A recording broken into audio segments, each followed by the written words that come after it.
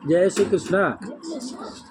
युधिष्ठिर ने पूछा कि भगवान, फाल्गुन शुक्ल पक्ष की अमल की एकादशी का महात्मा मैंने आपसे सुना।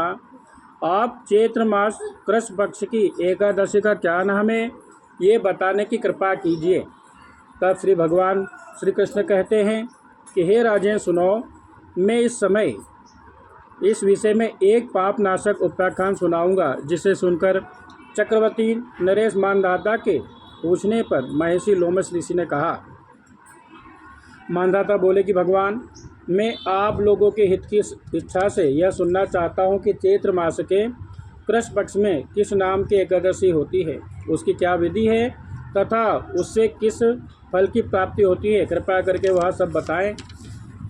तब लोमश जी ने कहा कि हे नृपसेठ, पूर्व काल की बात है कि अप्सराओं से सेवित चैत्ररथ नामक वन में, जहाँ गंधर्व की कन्याएं अपने किंकरों के साथ बाजे बजाती हुई विहार करती हैं, मंजू घोषा नामक अप्सरा मुनिवर मेधावी को मोहित करने के लिए गई। वे महर्षि उसी वन में रहकर ब्रह्मचर्य का पालन करते थे।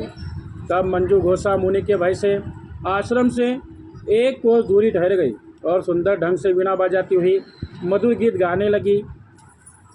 मुनिश्रेष्ठ मेधावी घूमते हुए उधर जा निकले और उस सुंदरी अप्सरा को इस प्रकार गान करते देख सेना से कामदेव से प्राप्त होकर बरबस मोह के वशीभूत हो गए।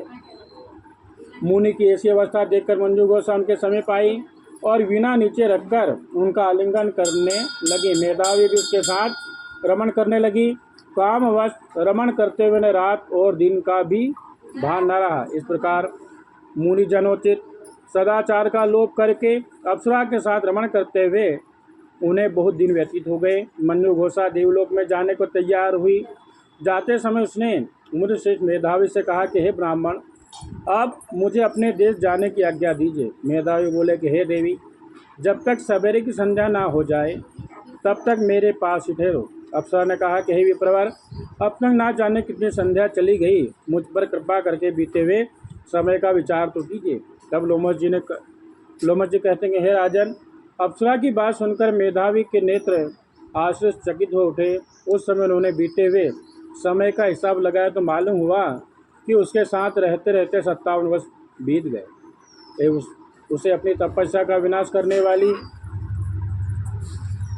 जानकर मुनि को उस पर बड़ा क्रोध हुआ। उन्होंने शाप देते हुए कहा कि पापिनी, तू पिशाची हो जा। मुनि के शाप से दग्ध होकर वह विनय से नतमस्तक होकर बोली कि हे विप्रवर, मेरे शाप का उद्धार कीजिए। 7 वाक्य बोलने या 7 पद साथ साथ चलने मात्र से ही सत्पुरुषों के साथ मैत्री हो जाती है।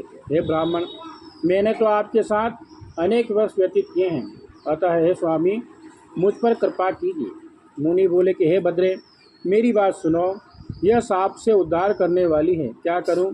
तुमने मेरी बहुत बड़ी तपस्या नष्ट कर डाली। चैत्र कृष्ण पक्ष में जो एक एकादशी आती है उसका नाम पाप मोचनी है।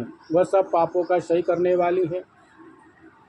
सुंदरी, उसी का व्रत करने पर तुम्हारी पिशाचता दूर होगी। ऐसा कहकर मेधावी अपने पिता मुनिवर च्यवन के आश्रम पर गए और उन्हें आया देखकर च्यवन ने पूछा कि हे पुत्र, यह क्या किया? तुमने तो अपने पुण्य का नाश कर डाला। मेधावी बोले कि पिताजी, मैंने अप्सरा के साथ रमण करने का पातक किया है। कोई ऐसा प्रायश्चित बताइए जिसके पाप का नाश हो जाए। च्यवन ने कहा कि हे पुत्र, चैत्र मास के कृष्ण पक्ष में जो पाप मोचनी एकादशी होती है उसका व्रत करने पर पाप राशि का विनाश हो जाएगा। पिता का कथन सुनकर मेधावी ने उस व्रत का अनुष्ठान किया। इससे उनका पाप नष्ट हो गया और वे पुनः तपस्या से परिपूर्ण हो गए। इसी प्रकार मंजू घोषा ने भी उत्तम व्रत का पालन किया। पाप मोचनी का व्रत करने के कारण वह पिशाच योनि से मुक्त हुई और दिव्य रूप धारने से अप्सरा से होकर स्वर्ग लोक चली गई। हे राजन, जो श्रेष्ठ मनुष्य पाप मोचनी एकादशी का व्रत करते हैं उनका सारा पाप नष्ट हो जाता है।